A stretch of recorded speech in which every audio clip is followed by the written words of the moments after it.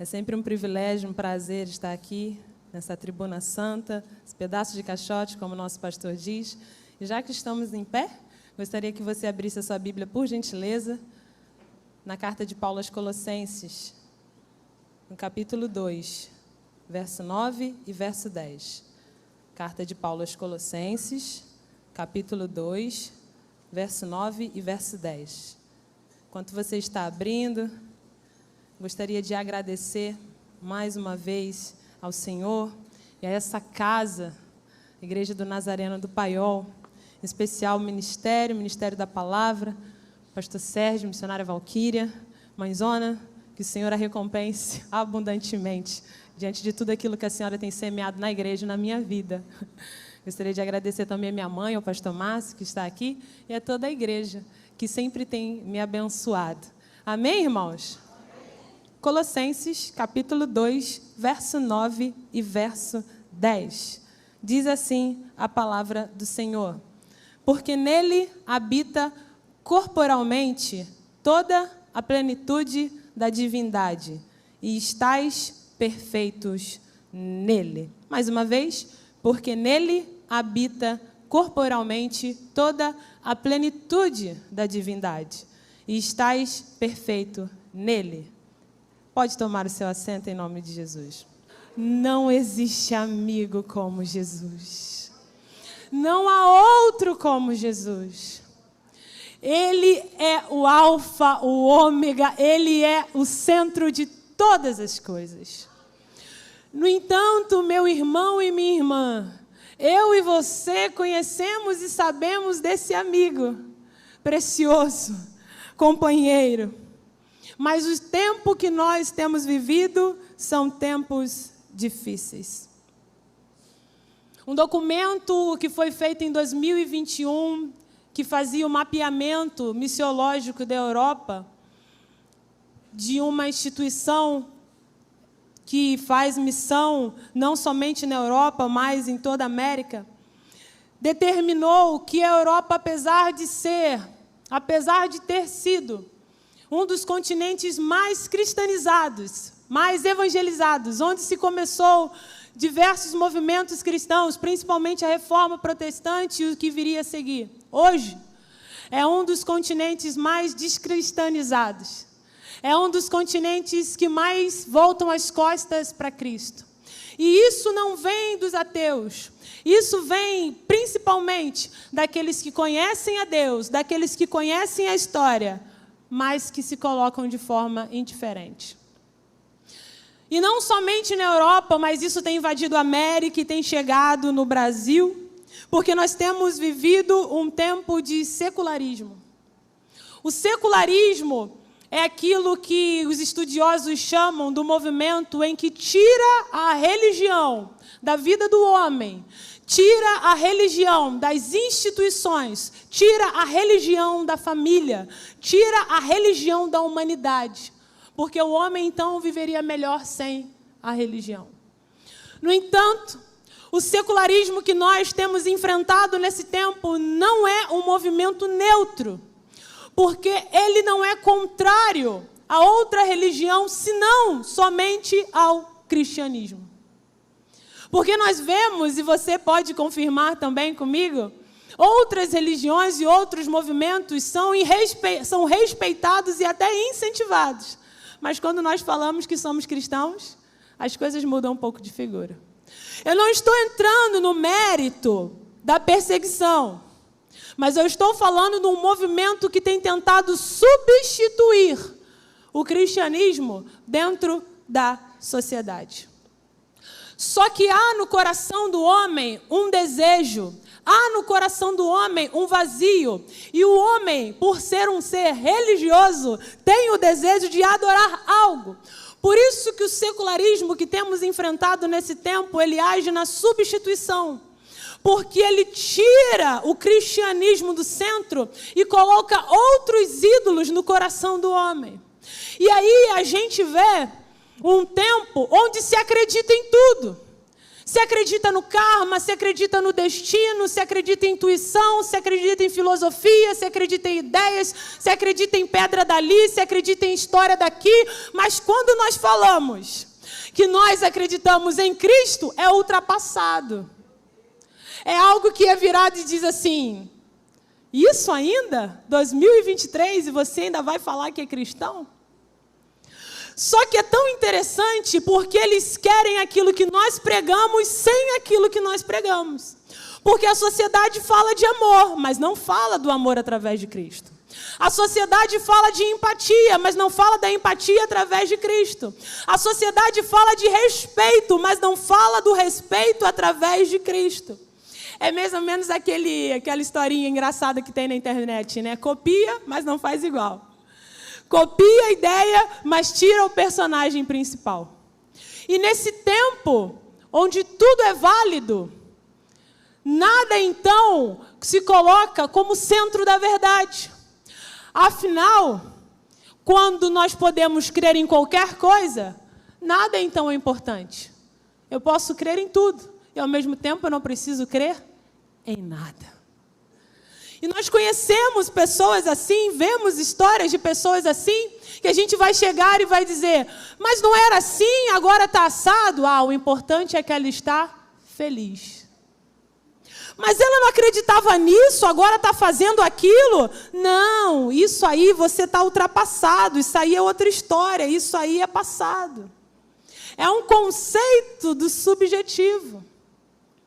Só que, dentro da sociedade em que vivemos, onde temos sido bombardeados para tirar o cristianismo de cena, é impossível extinguir o cristianismo. Por que é impossível tirar Cristo do meio da sociedade? Primeiro, porque a sociedade ocidental foi totalmente construída através do cristianismo. E não somente a ocidental, mas também a oriental tem sido bastante influenciada e tem crescido muito lá em nome de Jesus. Segundo ponto também muito importante, que há um vazio no homem, que ele não encontra em pedrinhas, que ele não encontra em signos, que ele não encontra em outras coisas. Então ele vai procurar Cristo, porque só Cristo dá o que ele precisa. E terceiro e ponto mais importante, por que por mais que tentem, o cristianismo não vai ser extinguido, nem aniquilado, nem derrubado? Porque ontem, hoje e para sempre, há o Rei dos Reis, o Senhor dos Senhores, o Deus Todo-Poderoso que está no céu. Mas se eu não posso destruir por completo, o que eu vou fazer? Eu vou começar a misturar. Porque aquilo que eu não consigo combater, eu vou esvaziar. Aquilo que eu não consigo aniquilar, eu vou diminuir a influência. Então não tem problema se eu construo a casa, se eu não consigo construir a casa na rocha. Você também não constrói na areia, mas constrói no meio termo. E aí você supera o primeiro vento, vem o segundo vento, mas no terceiro a sua casa é destruída, porque o fundamento é rocha, é Cristo. Então o tempo em que nós temos vivido é um tempo de esvaziamento daquilo que Cristo fez por nós e daquilo que Cristo é. Porque nós estamos num tempo onde nós podemos falar de Cristo, mas nós somos indagados. Se isso faz sentido para você, continua. Mas eu acho que a verdade não é bem assim. Assim como foi falado hoje de manhã pela missionária Raíssa, quando ela disse que Satanás ele sempre usa das mesmas estratégias. Eu não posso bater de frente, eu não posso destruir por completo. Então, eu chego para Eva e pergunto, o que foi que Deus disse? Eu chego para Jesus no deserto e pergunto, se és filho de Deus, então eu não preciso combater a verdade. Eu só preciso plantar uma dúvida no coração da humanidade. Então, se a humanidade começa a duvidar de um ponto, nada mais faz sentido. Para que eu vou para a igreja? A igreja A, B e C, aconteceu isso, aconteceu aquilo outro, e vai você explicar que a sua igreja é diferente e que o seu pastor é diferente. Porque o que está sendo plantado é que são todos iguais. A parábola que Jesus vai dizer é que ele é plantado é plantado o trigo, mas junto é plantado o joio. Por que não se arranca o trigo e deixa-se só o joio? Porque é mais fácil destruir junto. É mais fácil colocar a influência junto.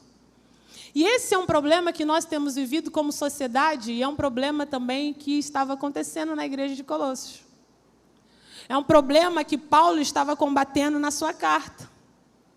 Paulo não foi quem começou a igreja em Colossos.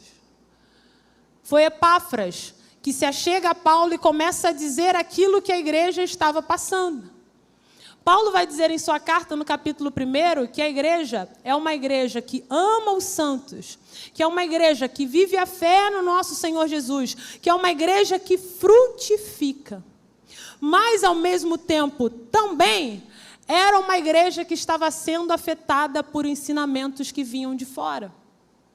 Ensinamentos gregos, ensinamentos judaizantes, falando até de adoração a anjos. Paulo, então, começa a combater isso no meio da igreja. E como ele combate isso? Falando da supremacia de Cristo. Porque não houve, nem nunca haverá alguém semelhante a Jesus Cristo. A palavra vai nos dizer que antes de nós existirmos, Ele era. João vai falar o texto, que não exatamente os versículos que nós lemos, mas o capítulo 1 que nós lemos de João vai dizer, no princípio Ele era a palavra, e a palavra estava com Deus, e a palavra era Deus.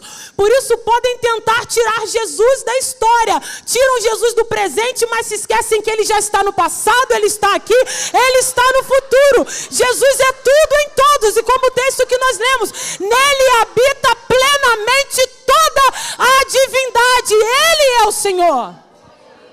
Aleluia. O mais interessante, meu irmão e minha irmã, que podem tentar fechar o livro. Talvez na sua repartição, no seu trabalho, antigamente tinha uma Bíblia aberta, mas agora é proibido. Talvez antigamente tinha ali algum símbolo cristão, mas agora é proibido. Talvez você fazia culto no seu trabalho, mas agora o patrão falou, não pode. Antigamente você andava de trem e tinha culto lá, mas agora se for, é preso. Antigamente você fazia ar livre, não tinha problema nenhum. Hoje eles preferem uma música profana alta do que um crente, mas podem botar lei, pode tentar tirar o livro da repartição, as testemunhas continuam dizendo, só o Senhor é Deus. Tiram o livro da firma, mas não tiram você. Tiram o símbolo da firma, mas não tiram você. Eu não preciso do livro aberto, ele é importante, mas o livro está na minha mente, está no meu coração. Eu sou testemunha de Jesus Cristo. Podem fazer o que for, mas a igreja, o inferno não cala. A igreja, o inferno não cala. Essa igreja aqui tem 25 anos, meu irmão. Vocês conhecem a história e nós também. Se estivesse fundamentada em terreno, em pedra, em areia, não estaria de pé. Mas está fundamentada na rocha que é Cristo. E por estar fundamentada na rocha que é Cristo, assim como a igreja de Colossos, nós frutificaremos. Podem tirar o que for. Tira o nosso microfone, irmão. A gente vai cantar sem. Tiram a gente do ar-condicionado. A gente vai para debaixo do sol. Podem fazer o que for. Colocam a gente na prisão e a gente começa a pregar dentro da cela. E sabe o que vai acontecer? Porque o Deus que eu sirvo é fiel e você também. A gente vai começar a cantar. E à meia-noite vai vir um terremoto que vai sacudir a prisão. Porque não tem nada que pode parar aquele que está fundamentado em Cristo. Nada, nada, nada. Por isso que eles querem mexer no fundamento. Por isso que eles querem transformar um cristianismo como uma filosofia de ideias. o cristianismo é uma filosofia como outra qualquer. E a igreja? A igreja é um local onde as pessoas se reúnem para obter respostas. Então a pregação vira autoajuda e o culto vira antropocêntrico. A gente não fala de Cristo. A gente só precisa suprir as necessidades do homem. E aquilo vai fazendo bem para o homem e ele vai ficando com aquilo ali, vivendo uma pseudo-religião cristã. Porque em Cristo, numa religião fundamentada em Cristo, o cristianismo, o centro é Jesus. Então, com todo amor e respeito, eu não estou aqui, você também não está aqui para que as nossas necessidades sejam satisfeitas. Jesus faz aquilo que o nosso coração pede porque Ele é gracioso, porque Ele é bom, porque Ele nos ama, porque Ele nos conhece, porque Ele é fiel. Mas o culto não é sobre mim, o culto é sobre Ele. As músicas que eu canto não devem ser sobre mim, devem ser sobre Ele. E não é só porque tem um selo gospel, porque está o nome Jesus, que a gente vai sair cantando e vai sair pregando, não. O que tem sido ensinado? O que eu tenho compartilhado nas minhas redes sociais? É aquilo que acalenta a minha alma, que faz bem para mim, ou é Cristo no centro? Porque em todas as coisas Cristo precisa estar no centro. E por que tentam tirar o cristianismo? Por que tentam tirar Cristo da sociedade? Porque Deus é agregador, Cristo é limitador. Deus é agregador, Cristo é limitador. Islamismo crê em Deus. Judaísmo crê em Deus. Mas quando nós olhamos para o movimento cristão, somente nós cremos em Cristo. E Deus é agregador. O ser todo-poderoso que está no céu, que criou o universo. E as pesquisas vão dizer que a maioria dos jovens creem num Deus supremo, mas que Ele não interfere na humanidade. É como se Deus tivesse criado a humanidade e agora Ele está descansando até agora. Então é bom. Deu certo? Deus, eu te agradeço. Deu errado? Deus, a culpa é sua. Mas eu vou seguindo a minha vida da minha maneira. Cristo não. Cristo é limitador. Por que Cristo é limitador? A palavra de Deus vai dizer: pensai nas coisas que são de cima e não nas que são na terra. Porque já estáis mortos e a vossa vida está escondida com Cristo. Quando Cristo, que é a vossa vida, se manifestar, então também vós vos manifestareis com Ele em glória. Mortificai, pois, os vossos membros que estão sobre a terra: a prostituição, a impureza, o apetite desordenado, a vil concupiscência, a avareza, que é a idolatria, pelas quais coisas vem a ira de Deus sobre os filhos da desobediência, nas quais também outro tempo andaste quando vivei nelas. Quando agora despojai-vos também de tudo, da ira, cólera, malícia, maledicência, das palavras torpes da vossa boca. Não mintais uns aos outros, porque já vos despiste do velho homem com seus feitos, e vos vestiste do novo, que se renova para o conhecimento segundo a imagem daquele que o criou, onde não há grego nem judeu, circuncisão nem circuncisão, bárbaro, cita, servo ou livre, mas Cristo é tudo em todos. Quando eu construo sem Cristo, eu construo do jeito que eu quero, da maneira que eu quero, da forma que eu quero, no tempo que eu quero. Quando eu trago Cristo para a minha vida, é do jeito dele, da maneira dele, no tempo dele, da forma dele. Quando eu trago Cristo, não sou eu, não é Cristo que se adapta ao meu jeito, sou eu que me adapto ao jeito de Cristo. Não é a minha forma que Deus tem que entrar e caber. Eu que preciso adentrar naquilo que a palavra de Deus diz. Portanto, crucificai o vosso corpo. Por isso que querem tirar Cristo da história, porque Cristo limita. Ou é porta estreita ou é porta larga. Ou você vai para o inferno ou você vai para o céu. Ou é um caminho ou é outro. Não tem meio termo. Não tem meio termo. Quando você constrói num fundamento que é subjetivo, existe um meio termo. Ah, hoje o charca não estava legal. Hoje não era o meu dia. Acordei hoje com o pé esquerdo. Bem que no jornal disse que meu signo hoje não ia dar certo. Com Jesus não tem essa. É sim, sim, não, não. Plantou, vai colher. De Deus não se zomba, porque aquilo que o homem semeia, ele também vai colher. Eu estava na internet, estava vendo uma discussão e aí uma pessoa colocou assim: eu não consigo ver Jesus assim, porque para mim Jesus é uma pessoa que tem palavras de amor, eu não consigo vê-lo como juiz. Pensa que Jesus não vai vir.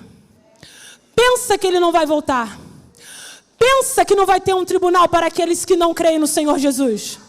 Pensa que não há uma ira preparada para aqueles que não professam a fé no Senhor Jesus e não entregam a sua vida para Ele. Pensa que vai viver numa sociedade onde Cristo é tirado de lado e são só palavras de amor. Está pensando que Jesus é profeta gentileza? Que é escrito ali no muro dizendo gentileza gera gentileza. Está pensando que Jesus é frase de efeito? Está pensando que Jesus é chaveirinho para você andar e fazer da maneira que você quiser? Está pensando que Bíblia é um livro qualquer para você adaptar ao seu bel prazer? Está pensando que Cristo é o quê? Está pensando que Cristo é o quê?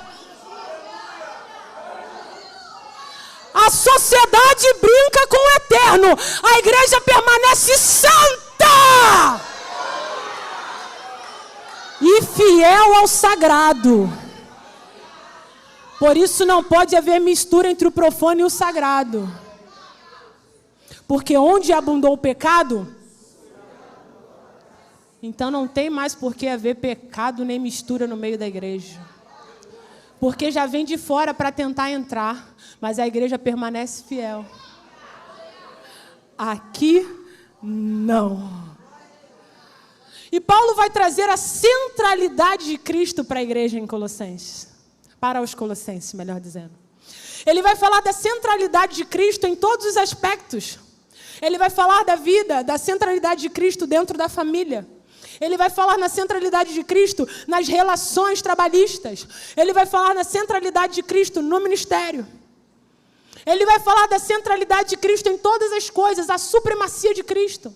Um dos textos mais bonitos que a minha opinião, acho, é o texto de 1 Colossenses. Quando Paulo começa a dizer, os estudiosos vão dizer que ali é um hino. Ele é a imagem do Deus invisível, primogênito de toda a criação.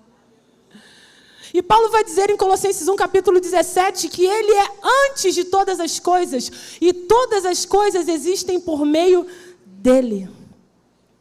Tudo que nós temos vivido, tudo que nós viveremos, toda a história da humanidade está embasada em uma só palavra: Cristo. Em uma pessoa: Cristo. Da criação até os dias de hoje, tudo se resume a Cristo. Não existe olhar para o Antigo Testamento sem olhar com a ótica de Cristo.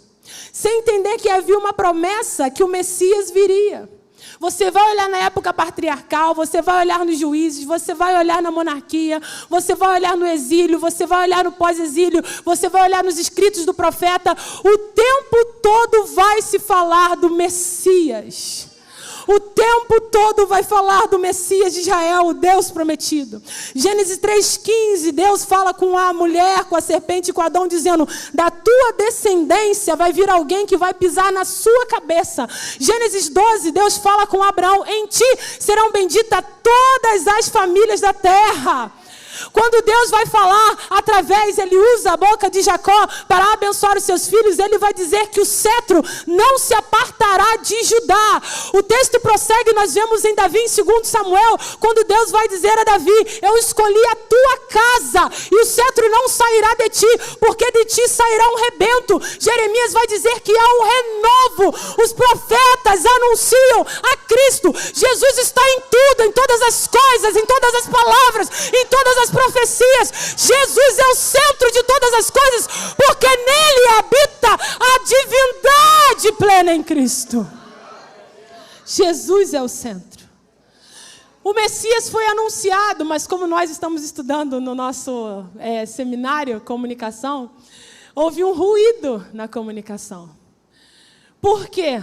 Porque quando Deus faz a promessa a Eva, há então uma expectativa no céu e uma expectativa no reino espiritual e também no reino físico. O Messias vai vir. E as pessoas que estavam ali, no decorrer da história, ficavam esperando um outro tipo de Messias. Houve então um ruído entre aquilo que Deus havia falado e entre aquilo que Deus, de fato, iria fazer. E isso acontece na nossa vida. Quantas e quantas vezes Deus nos fala uma coisa E nós entendemos outra. Eu lembro, até isso está até no Facebook, depois os irmãos podem ver lá. Eu dei um testemunho de um dia que eu estava conversando com Deus e eu estava orando a Deus sobre uma promessa que Ele havia me feito. E eu cheguei para Deus e eu falei assim, Deus, o Senhor me ama. Não estou duvidando disso não, Deus. O Senhor me ama. O Senhor é poderoso. Não estou duvidando disso também não, Deus. O Senhor é poderoso. Mas como não aconteceu, talvez eu tenha entendido errado. Talvez não seja da forma que eu estava pensando. Talvez, Deus, não seja assim. E eu comecei a orar a Deus e comecei a falar com Ele, comecei a chorar e Ele disse ao meu coração, da forma que eu prometi, eu vou cumprir. Porque Deus não é um Deus de meias palavras. Deus não é um Deus que promete aqui, no meio do caminho Ele muda de ideia. O Messias foi prometido e durante todo o Antigo Testamento havia uma expectativa. É o tempo de espera. Meu irmão, se você pegar a Bíblia de uma forma literal, você vai ver quanto tempo que demorou para que o Messias viesse. A promessa aconteceu em Gênesis 3, foi confirmada no decorrer da história, mas só centenas, milhares de anos depois que foi se cumprir. Porque Deus promete, às vezes, Ele cumpre na mesma hora, no mesmo dia, mas tem vezes que não. E como nós aprendemos aqui na nossa igreja, para esperar o tempo de espera é ótimo, né? Para suportar o tempo de espera, só sendo crente. Porque é muito bonito, irmãos. É muito bonito como a gente canta, como a gente cantou aqui, a última palavra é dele. Eu achei lindo, porque quando a Vitória começou a cantar, a obreira Vitória, perdão, começou a cantar, a igreja, glória a Deus! Eu falei, meu Deus, assim, é bonito demais. E Deus tem abençoado a vida da Vitória, enfim. E é muito bonito. Mas pensa comigo, a última palavra é dele. É lindo, né, irmãos? Glória a Deus. Mas quer dizer que antes da última, tiveram várias antes. É lindo cantar. Nosso pastor fala isso todo dia. É fácil pregar, é fácil cantar, difícil viver. A última palavra é dele, a última, e as anteriores. E quando o médico diz, não vai gerar. Não é a última, mas você ouviu. Vai ignorar? Não vai magoar? Você não vai chorar? Ou você vai sair cantando, a última palavra é dele, glória a Deus, aleluia. E quando o juiz diz, não vai sair a sentença. E quando aquela pessoa do teu trabalho olha para você e diz, eu vou te destruir.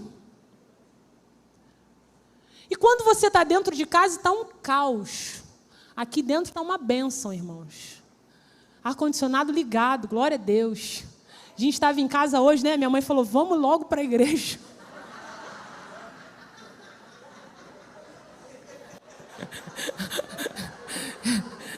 Me perdoa. Tá ali. A minha mãe. Desculpa, mãe. É verdade, tá vendo? Ela ficou vermelha. Mas ela falou, vamos para a igreja. Vamos pular essa parte. Porque o ar-condicionado tá ligado, tá uma benção, irmão. Lá fora tá muito calor. Então aqui é um ambiente muito gostoso. Aqui a gente ri, nós estamos com nossos irmãos, nós sentimos a presença do Senhor, nós vamos ali para fora, a criança vai correr, vai brincar, e a gente vai comer aquela cantina maravilhosa hoje do Ministério de Louvor, tem pastel, tem caldo, bênção, glória a Deus. Mas quando chega em casa? E quando você bota o pé dentro de casa? Quando você está na esquina e você já ouve o som que está dentro da sua casa, que não é o que você ouve aqui? Quando você abre a geladeira e tem lá cerveja? Quando você quer fazer uma festinha de família, mas você deixa de fazer porque você sabe que vai ter briga. Porque fulano e beltrano vão beber e quando eles bebem não dá certo. E se você tira a bebida, a confusão começa antes. Então você deixa de fazer para não ter problema. E aí você vem para a igreja cantar, a última palavra é dele, mas tem várias anteriores. E aí para suportar o tempo de espera, só sendo crente. Porque a gente crê num Deus, assim como o pastor Daniel pregou na conferência, que é o Deus que intervém naquele momento onde ninguém acha que tem mais solução. É aquele Deus que toca no esquife e diz: levanta! E pode já até ter morrido, meu irmão e minha irmã. Talvez você já tenha ouvido tantas palavras que a sua esperança acabou. Talvez você já tenha ouvido tantas promessas que você não tem nem mais forças. Você vem para o culto e você não consegue nem mais crer. Você canta sem forças porque você não consegue acreditar. Eu quero te contar uma história de um homem que era amigo de Jesus e estava morto há 4 dias. Jesus chegou lá, Jesus mandou tirar a pedra. E a gente começa a pensar e dizer: por que Jesus mandou tirar a pedra? Algumas pessoas, eu entendo e acredito, que vão dizer: ele mandou tirar a pedra porque tem coisas que competem ao homem e tem coisas que competem a Deus. E tirar a pedra compete ao homem. É válido, tudo bem. Mas eu entendo que Deus manda tirar a pedra e manda esperar 4 dias. Por quê? Porque o método a gente não entende, mas o resultado é eficaz. Você não precisa entender o método, você não precisa entender a forma, você não precisa entender a maneira, você só precisa confiar. O resultado é eficaz, porque Deus promete e Ele cumpre, Deus promete e Ele faz. Eu não entendo, não sei como Deus vai fazer, mas se Ele prometeu, Ele irá cumprir. Toda promessa gera uma expectativa no reino físico e no reino espiritual. Quando o Messias foi prometido, não pensa que o diabo ficou de braços cruzados. A primeira coisa que acontece quando Adão e Eva geram novamente Caim e Abel, há um homicídio.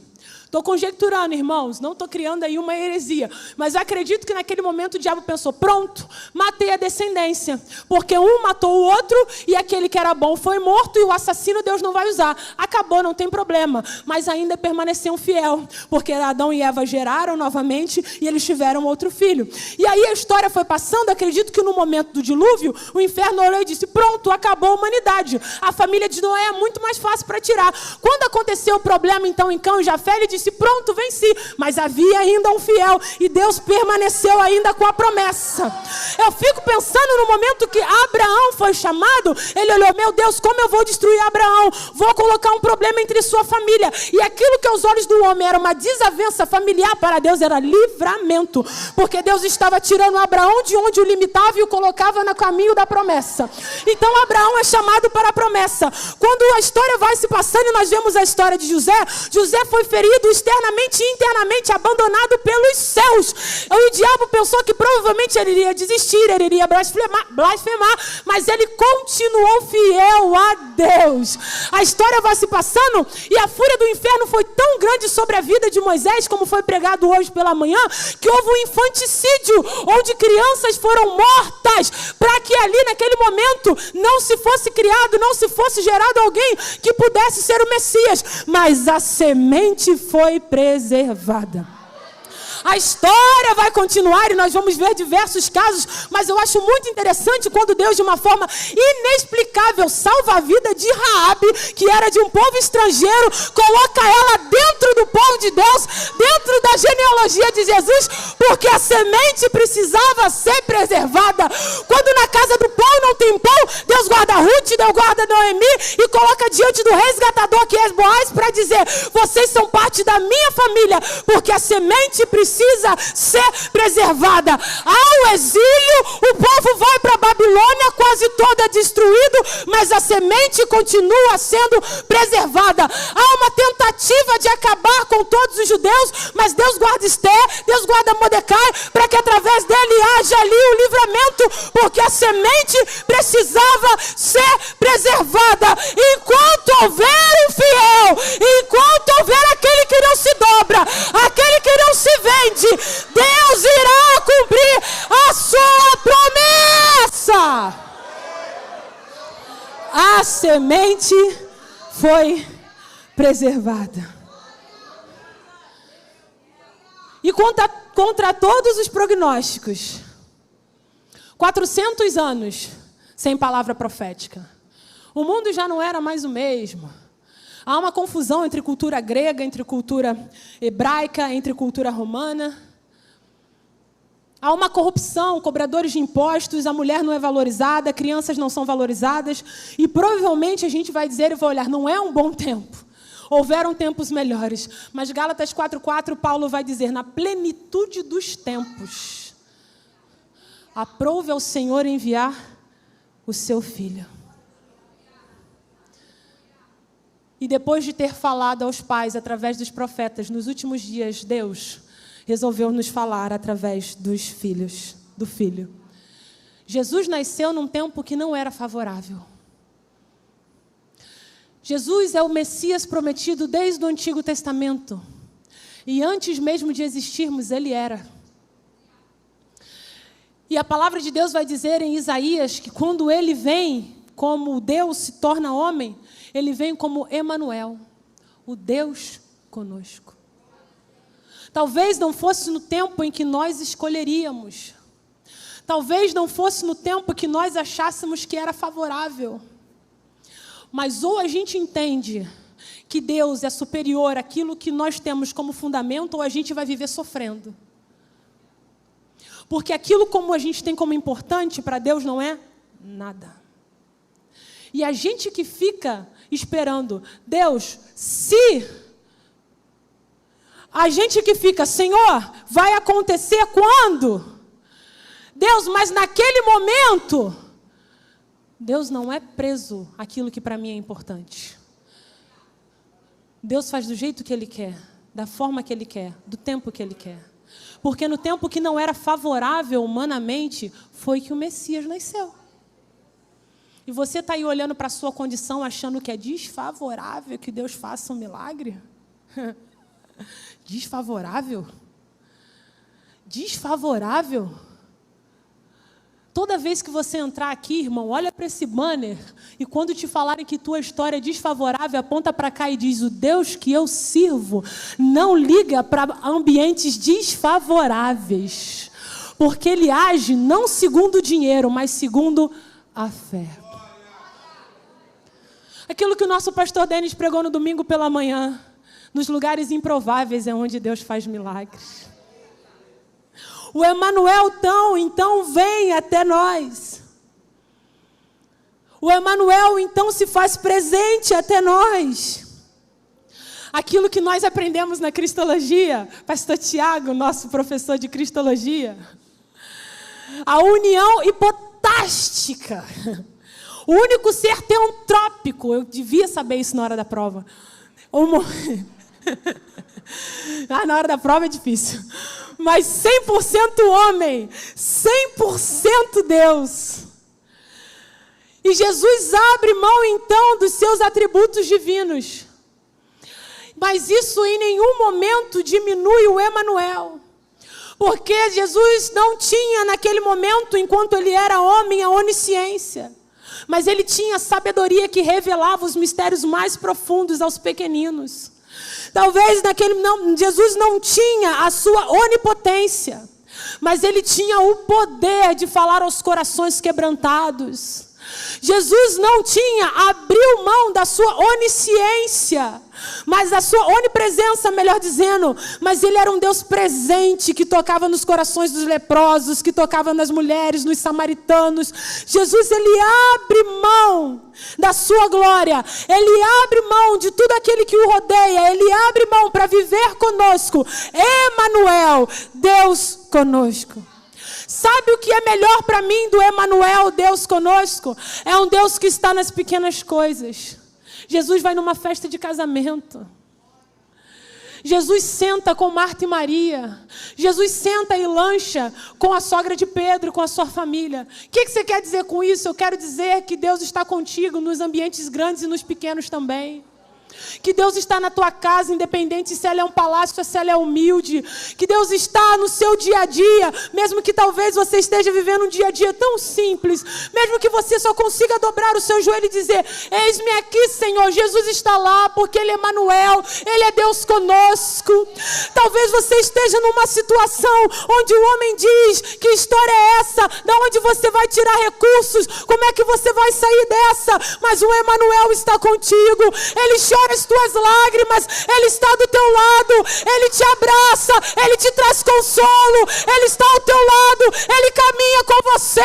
A palavra de Deus vai nos dizer: o Senhor é o meu pastor e nada me faltará. Ele me faz andar em pastos verdejantes, Ele me guia, Ele cuida de mim, Ele me leva às águas tranquilas, Ele cura as minhas feridas, Ele enxuga as minhas lágrimas, Ele está comigo o tempo todo, todo dia. Emanuel! Emanuel! O Messias prometido, o Deus Emanuel. Sabe o que é ter Deus em forma de homem, caminhando entre nós? A maioria das heresias que se levantam e que se levantaram nos outros tempos e hoje querem tirar a divindade de Cristo, dizendo que Jesus foi um profeta. Com perdão da palavra, irmãos, foi um profeta comum. Alguém que falou palavras bonitas. Mas não. Ele é Emanuel. Deus conosco. Quer dizer que eu posso acordar 5 horas da manhã para ir para trabalhar. Eu não sei o que me espera na rua, mas Emanuel. Quer dizer que eu vou parar naquele ponto sozinha e eu clamando Emanuel. Eu pego um ônibus, eu pego o metrô, eu chego no trabalho, eu sou afrontado, o meu chefe pede alguma coisa, tem problema no trabalho, alguma pessoa liga de casa, meu Deus, e agora o que eu vou fazer? Emanuel. Está acabando o domingo e a sua esperança está dizendo: eu não sei como vou enfrentar aquela segunda-feira. Emanuel. O telefone não tocou, o e-mail não chegou, não sei como eu vou pagar as contas de março. Emanuel. A mala está arrumada, eu quero ir embora de casa. Emanuel. Eu não tenho solução, estão me pedindo uma palavra, eu não sei o que fazer. Emanuel. Deus conosco. Deus conosco. A palavra de Deus vai dizer que Jesus, Ele caminha com os simples, com os pequenos, com aqueles que passavam por necessidade, porque Ele não se importava com a grandiosidade, mas Ele via o coração. Emanuel. Jesus é o nosso Emanuel, o Messias prometido. Jesus é o nosso Salvador. A palavra de Deus vai dizer em Hebreus, no capítulo 8, que o sumo sacerdote ofereceu o sacrifício e se assentou. E isso eu achei tremendo.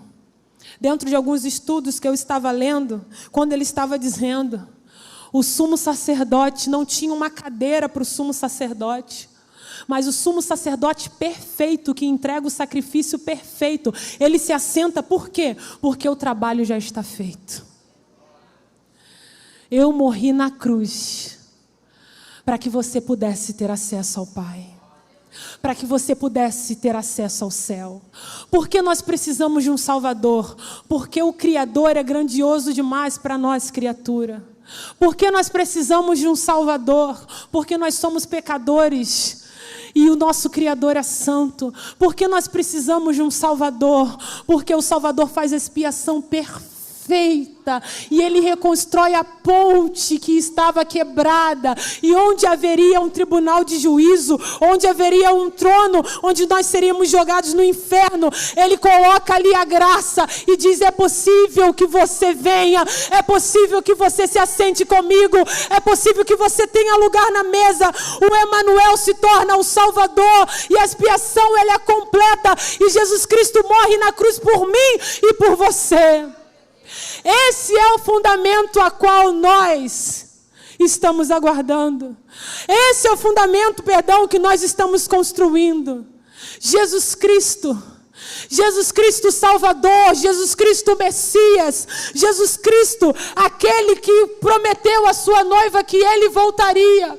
E nós estamos aguardando a sua vinda.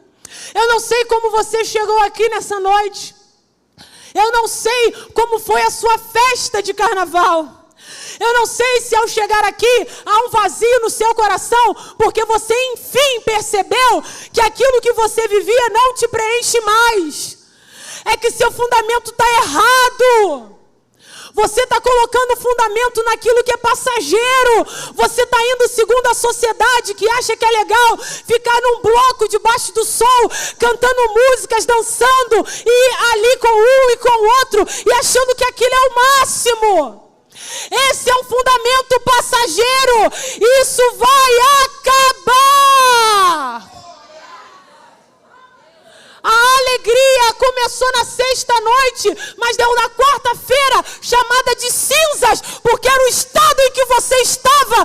Na quinta você tem que trabalhar e viver a sua vida como se nada tivesse acontecido. O vazio continua, a dor continua, porque o vazio que há dentro de você não é preenchido pela estrela que faz sucesso, não é preenchido pela bebida alcoólica que você tem, não é preenchido pelas drogas que você usa, não é preenchido pelas músicas que você ouve e você canta. O seu vazio tem um nome: Jesus Cristo. É o único fundamento possível. Não existe cristianismo sem Cristo. Não existe felicidade sem Cristo. Não existe vida cristã sem Cristo. Se você está no tempo de espera, o Emanuel está contigo. O Messias prometido veio. Se você está na adversidade, o Emanuel está contigo. E se você chegou aqui nessa noite, sem saber que caminho seguir, o Emanuel, como o nosso pastor sempre fala, eu acho isso forte demais. Quando no evangelismo de terno, ele pede para a gente repetir: vinde a mim, todos vós que estáis cansados, sobrecarregados, e eu vos aliviarei. E o pastor continua, ele diz assim: Deus chama duas classes de pessoas: os cansados e os sobrecarregados. Sabe aqueles amigos que te mandam lembrança do Facebook dizendo: e aí? Exclui, meu irmão. Lembrança de alegria nenhuma se compara a lembrança a ter a alegria de ter Cristo no coração. Não é história, não é filosofia, não é algo que nós falamos da boca para fora. Se fosse da boca para fora, eu não estava aqui.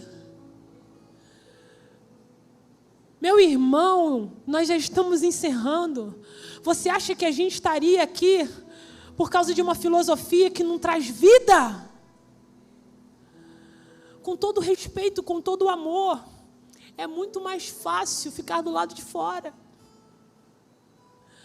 Porque, como eu falei, Cristo, Ele coloca uma linha, tem que ser do meu jeito.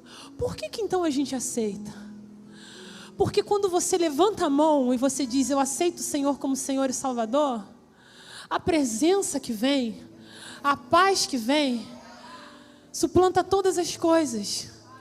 Você é justificado, você é regenerado, você é adotado.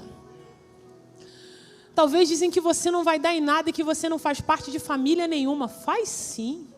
O homem das mãos furadas morreu para que você tivesse acesso ao Pai. Jesus Cristo é o único fundamento. Fundamento da igreja. Fundamento de uma sociedade feliz. Fundamento da sua vida, da sua casa, da sua família. Constrói a partir dele. Constrói a partir dele. Teve uma noite que eu estava aqui, num dia que eu estava aqui orando, e não há mérito nenhum a mais meu por causa disso. Porque aqui é a igreja, você tromba com pessoas aqui que vão orar de manhã, de tarde, de noite. Sempre tem gente aqui orando, glória a Deus por isso. E um momento eu estava orando a Deus e dizendo: Deus, está faltando isso, está faltando aquilo outro, está dizendo isso. E Deus sempre muito bondoso comigo, porque Ele sabe como foi falar de manhã, Ele sabe da forma que Ele trata com cada um. E Ele falou assim, dentro daquilo que o nosso pastor uma vez pregou: assinou contrato comigo? E eu falei: assinei, Senhor. Crente, né? Assinei. Estou contigo, Jesus. Ok, Débora. O que tinha escrito no contrato? Nada, Jesus. Você assinou o quê? Um contrato em branco, sem cláusula. Quer dizer o quê, Débora? Que eu não tenho cláusula para te seguir.